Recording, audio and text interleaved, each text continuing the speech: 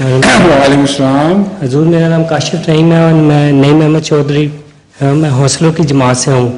حضور میرا یہ سوال ہے کہ جب آن صلی اللہ علیہ وسلم اپنی والدہ کی قبر پہ تشریف لے گئے تو آپ صلی اللہ علیہ وسلم نے صحابہ سے فرمایا کہ مجھے اللہ نے یہ تو اجازت دی ہے کہ میں ان کی قبر کو دیکھوں لیکن دعا کرنے کی اجازت نہیں دی.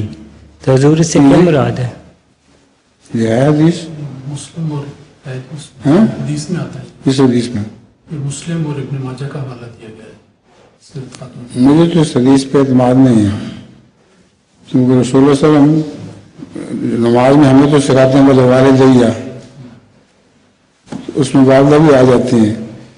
یہ کیسے ہو سکتا ہے کہ ہمیں تو روزانہ نماز میں پہلے والدیہ کی دعا کرنے کی تلقین کریں اور خود اپنی والدہ کے لیے دعا نہ پڑھیں؟ اس لیے تضاد لگتا ہے ان حدیثوں میں. جزاک اللہ.